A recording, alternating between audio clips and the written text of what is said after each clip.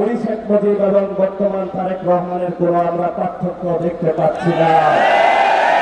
তারেক রহমান এখনো মাথা খারাপ হয়ে গিয়েছে, এখন তাদের পাওনা বুঝিয়ে দিতে পারছে না, কারণ বাংলাদেশের মালিকানা তারেক রহমানের নয়, বাংলাদেশের মালিকানা বাংলাদেশের জনগণের।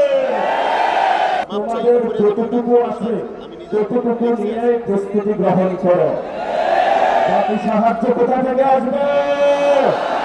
তারেক রহমানের কোন ছায়া আমরা সেদিন রাজপথে দেখি না। এই প্রধানমন্ত্রীর চেয়ার এটা আপনার না, এটা বাংলাদেশের জনগণের। জনতা আমাদের চেয়ার নিয়ে কেউ যদি ছিনিমিনি খেলে, আমরা তো সেই চেয়ারকে রক্ষা করতেই হবে।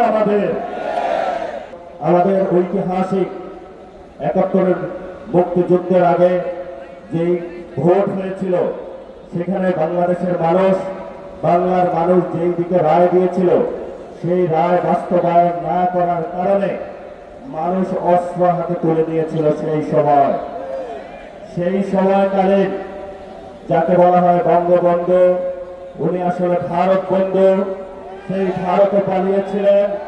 বাংলাদেশের মানুষ, মুক্তিকামী মানুষ বাংলাদেশ যখন স্বাধীন করেছিল, সেখান ভারত থেকে উঁকি দিয়ে বাংলাদেশে এসে বললেন, আমি বাংলাদেশ স্বাধীন করেছি।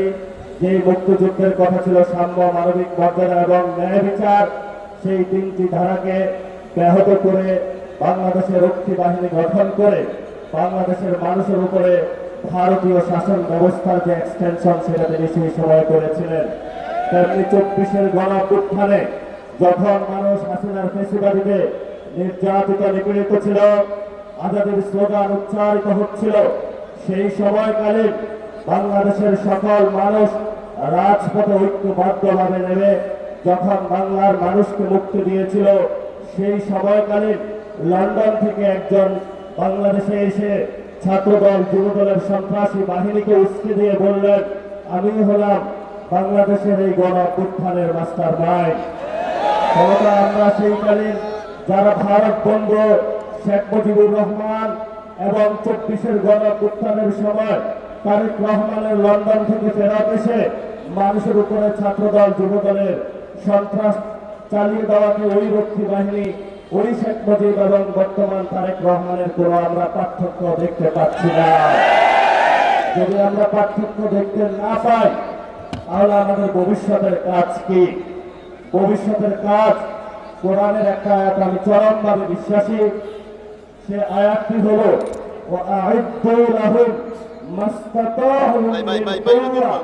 তোমাদের যতটুকু আছে ততটুকু নিয়ে প্রস্তুতি গ্রহণ করো, বাকি সাহায্য কোথা থেকে আসবে?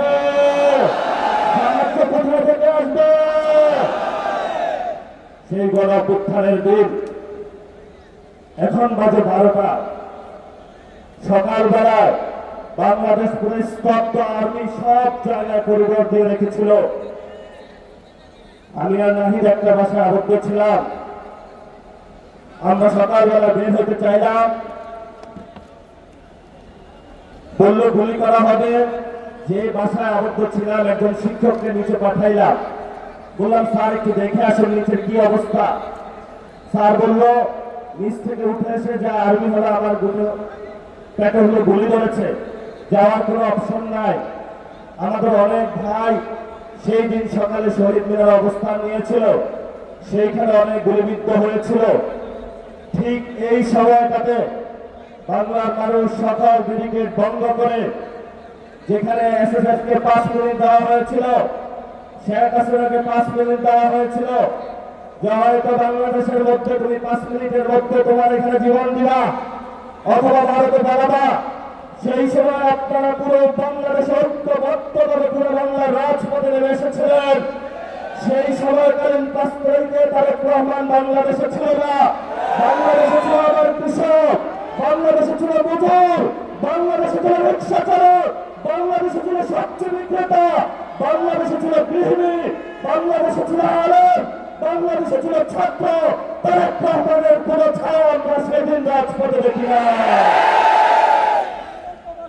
নতুন করে বাংলাদেশে এসেছে, হালগতি বুঝার আগেই সব সিদ্ধান্ত নেওয়া শুরু করেছে। আমরা বলেছি আপনাকে স্পষ্টত, আপনি যদি ক্ষমতায় থাকতে হয় আপনি গণভোটের রায় বাস্তবায়ন করতে হবে। যেই পরিস্থিতি পাকিস্তানি জান্তারে হয়েছিল বাংলার জনগণের রায় না মানার কারণে, সেই পরিস্থিতি আপনার সাথেও হবে। কারণ এই প্রধানমন্ত্রীর চেয়ার এটা আপনার না, এটা বাংলাদেশের জনগণের। ক্ষমতা আমাদের চেয়ার নিয়ে কেউ যদি ছিনিমিনি খেলে, আমরা তো সেই চেয়ারকে রক্ষা করতেই হবে আমাদের। আমি ছোট্ট একটা গল্প দিয়ে শেষ করব। তাজমহল একজনে প্রায় 100 বারের মতন বিক্রি করেছিল। সব খরিদ্দার এসে খুঁজে যে আমি তাজমহলের মালিক, কিন্তু তাজমহলের মালিকানা কি কেউ নিয়েছে না ওই ব্যক্তিও হয়েছে? এটা ভারতের সম্পত্তিও ছিল।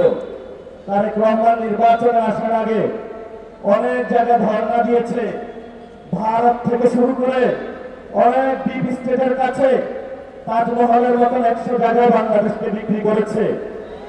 এখন সবাই এসেছে তারেক রহমানের কাছে যে তুমি না আমার কাছে বিক্রি করেছিলা, আরেকজন বলে তুমি না আমার কাছে বিক্রি করেছিলা। তারেক রহমান এখনো মাথা খারাপ হয়ে গিয়েছে, এখন তাদের পাওনা বুঝিয়ে দিতে পারছে না। কারণ বাংলাদেশের মালিকানা তারেক রহমানের নয়, বাংলাদেশের মালিকানা বাংলাদেশের জনগণের। আমাদেরকে শুরু করতে হবে। যদি বাংলাদেশের মাটি, বাংলাদেশের বায়ু, বাংলাদেশের পানি ভারত বা অন্য রাষ্ট্রের কাছে কেউ বিক্রি করতে চায়, ক্ষমতার লোভে আমরা রাজপথে থেকে সেই সকল মানুষ থেকে বাংলাদেশের স্বাধীনতা এবং সার্বভৌমত্ব নিশ্চিত করতে হবে। এটা যদি আমাদের জীবনে যায়, আমাদের কোনো পরোয়া আছে? জনতা জেগে উঠেছে। ইনশাআল্লাহ ভবিষ্যৎ বাংলাদেশে আমাদের একটি শপথ নিতে হবে। এই শপথ হলো আগামীতে ইসলাম এবং সার্বভৌমত্বকে নিয়ে অনেক ষড়যন্ত্র শুরু হয়েছে। আপনারাই একমাত্র গার্ড যারা এটা রক্ষা করবেন। জীবন দিয়ে হলো এটা রক্ষা করতে হবে। কারণ গত 53 বছরে অনেকেই বলেছিল যে অনেকেই নাকি বাংলাদেশের স্বাধীনতার সপক্ষের শক্তি। আগামীতে আমরা দেখব কারা বাংলাদেশের পক্ষে, কারা বিপক্ষে, কারা লন্ডনী, কারা দিল্লি আর কারা ঢাকার অনুসারী। সেটা আগামী যুদ্ধে প্রমাণিত হবে। মুখে মুখে বললে প্রমাণ করা হবে না।